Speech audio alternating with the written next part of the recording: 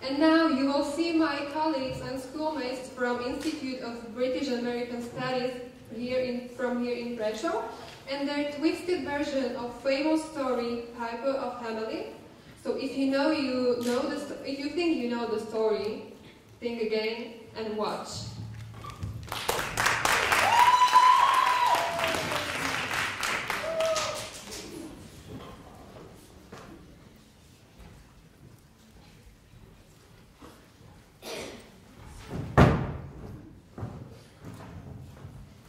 Hamelin was an ordinary city. A city full of people, filth and pleasures. And of course, a city full of rats. Every passing day, they grew in size and number. The day the Piper arrived in the city was dark and still. Nothing moved. Only rats were restless, sleeping under the city, dreaming about death. The moment Piper stepped his foot into the city, they woke up. They knew what was coming, and they were ready for it. It was the day of council meetings, and councils were late.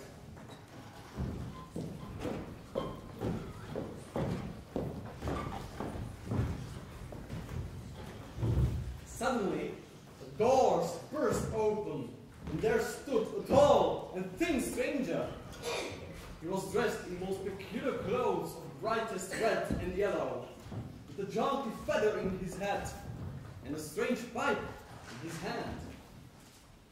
He smiled mysteriously at the startled mayor, and in a very calm voice and very politely he said, "I have been service many kings, and now I'm here in Hamelin to rid you of rats and claim the reward."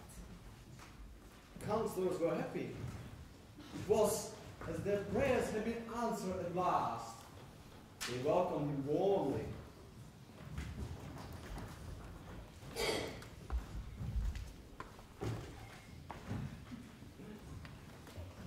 But you see, there is something you should never do. You should never underestimate rats. And these were no ordinary rats. No, these were the rats of Hamelin, descendants of George the Great, greatest rat that ever lived, emperor of the rats, conqueror of the world, killer of the great serpents of the north, wielder of a monumental maze he called.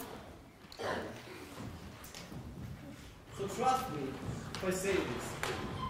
Clever were these rats.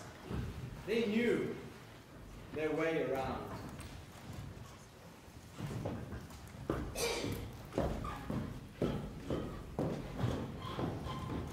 Following morning, Piper stepped out into the streets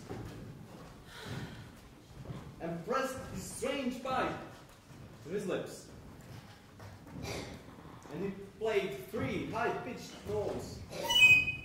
He really sucked. But it worked. The cacophony of tones was a melody for the rats. And suddenly, there was a murmuring sound.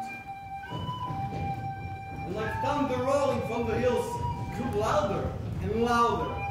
And then, from every hole and every door, from every cellar, the rats rushed out. The rats rushed out. Old rats, big rats, small rats, rats of every color. Whatever magic was in Piper's call, rats obeyed him. But there was something wrong. Piper felt it in the air. Piper felt it in the ground. Piper felt it in his very soul. The rats. Rats were different. scared to death, actually. He was Piper a long time now, but he never saw rats this terrified. And even though every inch of his body was telling him to run away and never look back, he did the only thing he could. He proceeded and took the rats with him.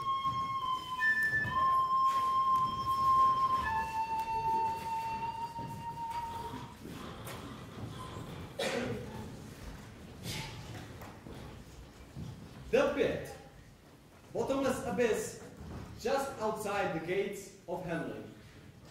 Hole so deep that even sunlight couldn't reach its bottom. And the pit was exactly where the Piper was headed, with the army of rats behind his feet. They followed him blindly, without life.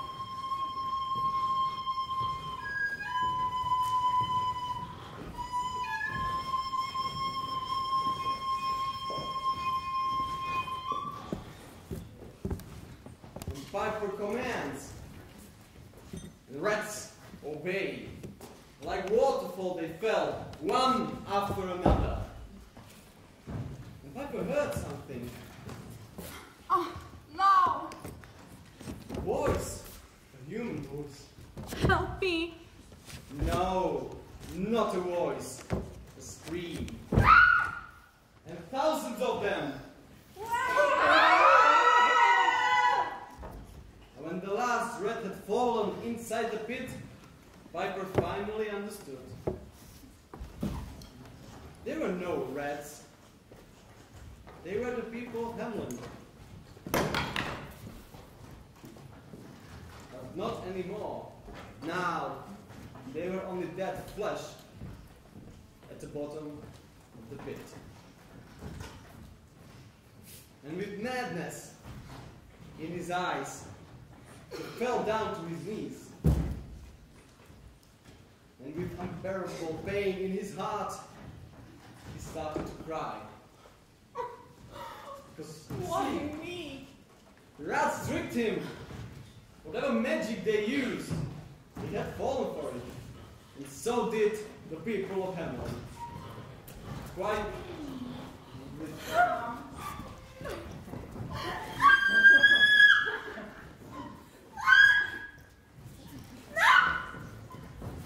The rats took him. Yeah, they did. They took him down where no one goes. Where angels die, the devil is afraid to go. Down where rats live. And nothing remained of his body, not a single bone.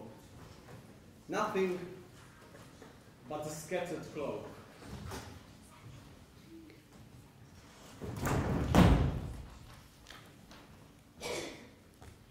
So don't forget, never underestimate rats, especially if they are from Hamelin.